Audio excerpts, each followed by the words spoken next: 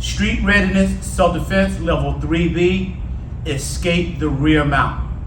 In this situation, Mr. Josh is going to have his legs wrapped around me with a seatbelt hold, okay? Now, a lot of times when you have somebody standing too close to you, you use the elbow, you're like, oh, hey, give me some space, give me some space. This is what we're going to be focusing on, as well as re-gripping and shoulder walking and shrimping. So from here,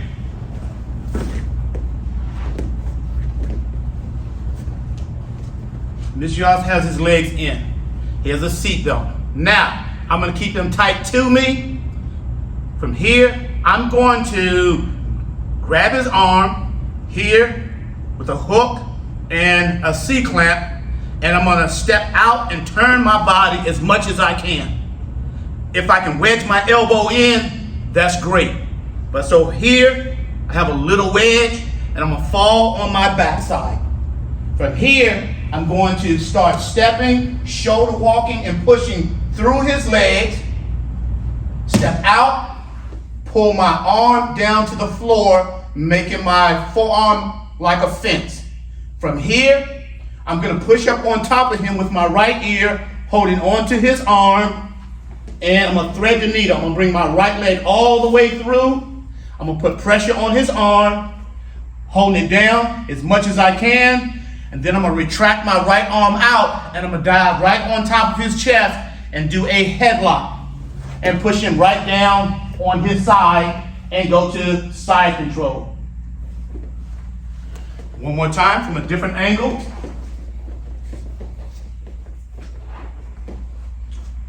Okay, from the seat belt, I'm going to do a C-clamp, pushing down his wrist so he doesn't get a headlock on me to choke me. And then I'm going to use my right hand to hook his arm right at the top of his forearm and pull down, keeping as much space between my arm and from his arm and my neck. From here, I'm going to turn my body as much as I can, and I'm going to pull my right elbow in to start pushing off. I'm going to use both feet, tuck up and drive back. I'm going to shoulder walk a little bit. I'm going to wedge my arm down even more. I'm going to step out with my left foot, push back my hips a little bit, and then I'm going to take my right foot, and as I push up on top of him, bring my right foot through, drop my knee. I'm holding on to the arm and using my body weight as much as I can. Retract my arm and chop the neck. Go to my containment. From here, I can jump up and back out. One more time. This angle again. He has a seat belt. I grab, pushing down. I hook and pull down. I turn my body as much as I can. If I have the space, I start my wedge with my elbow and still maintain the best hold that I can. Keep my feet tucked. I'm going to push to my side. I'm going to shoulder walk. I'm going to step out my left foot. Pull my hip out, holding on to his arm. And I'm going to push my ear on top of his shoulder. And then I'm going to thread the needle with my right foot.